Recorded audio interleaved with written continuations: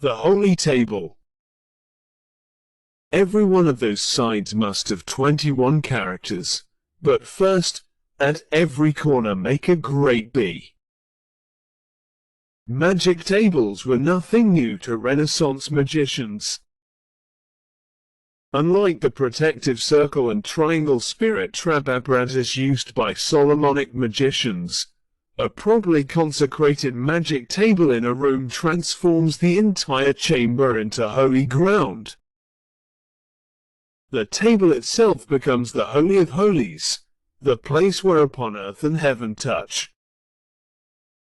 Dee was already using a table of practice before Edward Kelly entered the picture, but afterwards, as the elements of the heptarchic magic developed, it became clear that the communicating spirits wanted Dee to customize his table in a most specific manner.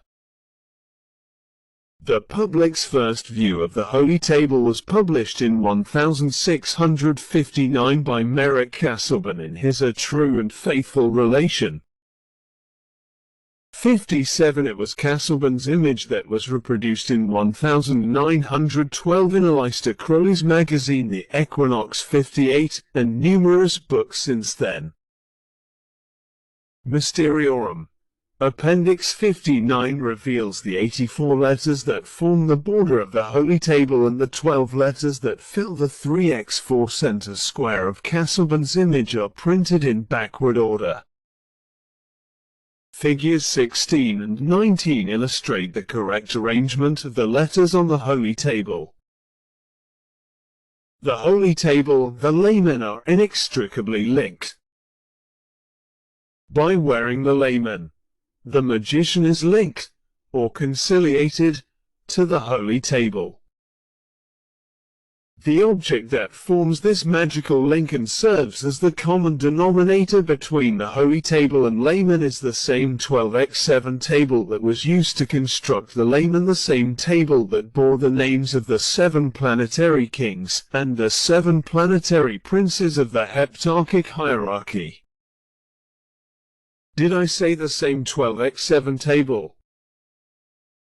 That's not entirely accurate. As you can see in figure 17, the version of the 12x7 table that is the key to the Holy Table corrects this imbalance by rearranging the names of the planetary kings to match those of the princes of the same planet.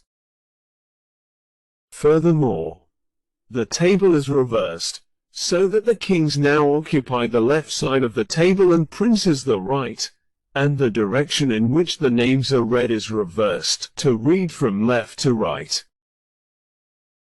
In my mind, the differences between the two 12x7 tables demonstrate a fundamental fact of life, the fact that even though human beings are an integral part of the hierarchy of spiritual beings, we currently find ourselves on Earth, trapped in a tomb of matter and to all appearances separated from the greater realities of the spiritual heavens.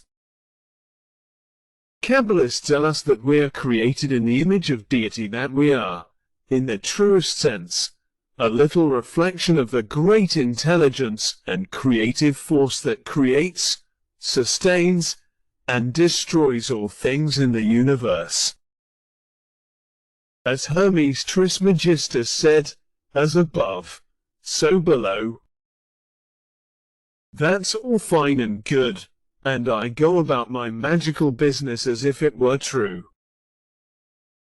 But honestly, even though I'm composed of the same material that makes up the sun and moon and stars and angels and archangels and the supreme deity, even though I am striving for self-awareness and do my best to be a divinely creative individual, still I don't feel much like the macrocosmic deity. Compared to the macrocosm, my microcosm is way out of whack. My life is one of stress and imbalance. From where I stand, there is a very big break between deities above and Lon Milo Duquettes below. I can really identify with the way the layman is constructed. Like it, my hierarchy of planets is mismatched and unbalanced. like the curious inconsistencies that characterize how the individual letters are transferred from the 12x7 table to the layman. My individual components are a litany of curious inconsistencies. The 12x7 table that makes the Holy Table, on the other hand, sets this all straight. The letters of the 12x7 table are transferred to the Holy Table in the following manner.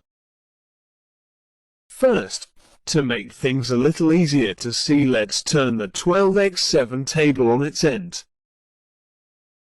The border of the Holy Table is first segmented into 21 cells per side.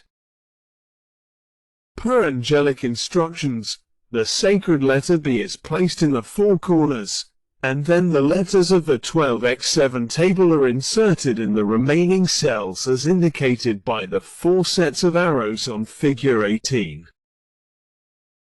The 3x4 square in the center of the Holy Table is extracted from the central heart of the 12x7 table, as highlighted in figure 18. As the manifest universe is the evolving end product of the dynamic forces that created it, so too the Holy Table manifests on Earth as the perfect miniature working model of the heavenly matrix. It is a magical machine with many moving parts, all in perpetual motion. Picture in your artist-magician's mind how, like the stars and the rotating arms of a spiral galaxy, the 84 angelic letters that form the border of the Holy Table circumscribe the other objects on the tabletop with an eternal counterclockwise movement around the outside of the table's hexagram. The layman is born of the same alphanumeric codes as the Holy Table, but its construction is flawed by a slight imbalance.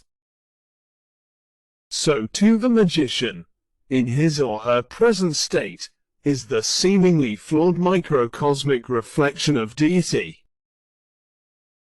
By wearing the layman, the imperfect magician is linked to the perfection of the Holy Table, and while in this exalted state may become privy to the secrets of the macrocosmic universe.